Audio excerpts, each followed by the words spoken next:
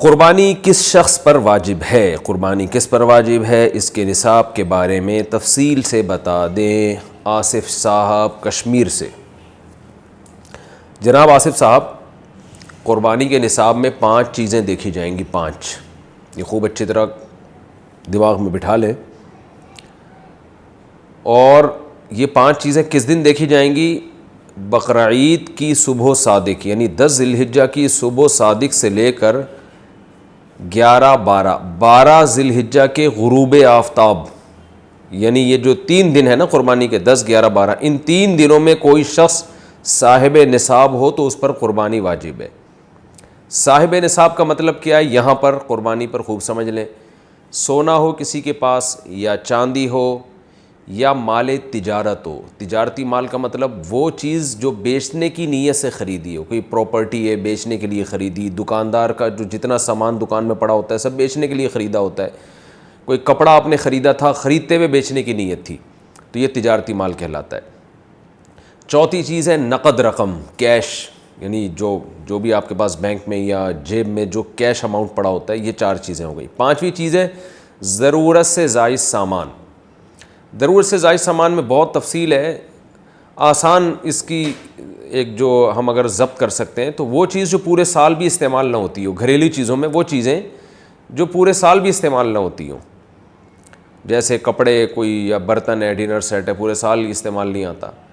اسی طرح کوئی پراپرٹی پڑی ہوئی ہے جو نہ کرائے پر دی ہے آپ نے اور نہ آپ اس میں رہتے ہیں، وہ پراپرٹی بھی ضرورت سے زائد میں داخل ہے۔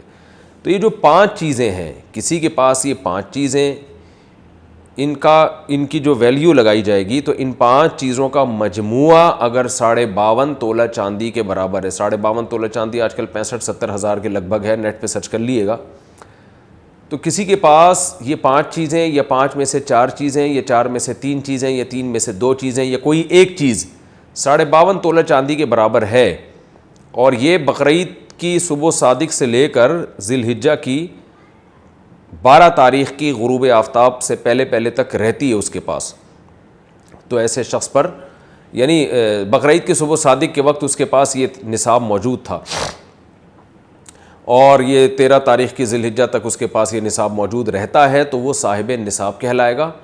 13 تاریخ نہیں، 12 تاریخ، 10، 11، 12، 3 دن، تو وہ صاحب نصاب کہلائے گا اور اس پر قربانی واجب ہے، بشرطے کہ یہ جو 5 چیزیں یا 4 یا 3 یا 2 چیزیں میں نے بتائی ہیں، ان میں سے سب سے پہلے قرضہ مائنس کیا جائے گا، یعنی قرضہ مائنس کر کے 52.5 تولہ چاندی کے برابر بن رہا ہو۔ اسی طرح گیس بجلی کا بل جو ان کے اوپر لازم ہے وہ بھی اس میں سے، یا جو مہینے کا راشن آئے گا وہ بھی مائنس کیا جائے گا، جو گھر کا ضروری راشن ہوتا ہے نا وہ بھی مائنس کیا جائے گا۔ مائنس کرنے کے بعد اگر 52.5 تولہ چاندی کے برابر رقم بچ رہی ہے تو ایسے شخص پر قربانی واجب ہے، چاہے مرد ہو چاہے عورت ہو۔ تو عورت کیسے قربانی کرے گی؟ سونا خواتین کے پاس بہت ہوتا ہے، چاندی ہوتی ہے، چاندی نہیں بھی ہو تو سونے کے نصاب جو ہے اس کے ساتھ اگر 1 روپیہ بھی ہے تو وہ بھی 52.5 تولہ چاندی کی قیمت دیکھی جائے گی اس میں بھی۔ تو عورت کیسے قربانی کرے گی؟ اس کے پاس تو کیش نہیں ہوتے عام طور پہ، تو پورے سال جمع کرے، تھوڑے تھوڑے اپنی جیب خرچی سے بچایا کرے، یا سونا کو بیچ کر کرے۔ البتہ کسی کے پاس صرف سونا ہی ہے اور یعنی باقی 4 چیزوں میں سے کچھ بھی نہیں، 1 روپیہ بھی نہیں ہے، تو پھر 7.5 تولہ سونا جب تک نہیں ہوگا قربانی واجب نہیں ہوگی۔ یعنی سونے کے ساتھ اگر چاندی ہے یا پیسے ہیں یا تجارتی مال یا ضرورت سے زائد سامان ہے، پھر سونے کی ویلیو دیکھی جائے گی، سونے کو نہیں دیکھا جائے گا۔ لیکن اگر صرف سونا ہی ہے تو پھر 7.5 تولے سونے سے کم پہ نہ زکوٰۃ ہوتی ہے نہ قربانی ہوتی ہے۔ تو یہ ہے، تفصیل سے آپ کو بتا دیا۔ تو آپ چاہیں تو اس میں ایک گائے میں حصہ لے لیں، چاہیں تو بکرا لے لیں، چاہیں تو دمبا لے لیں، مرد پر الگ واجب ہے، عورت پر الگ واجب ہے، جو بھی صاحب نصاب ہوتا ہے۔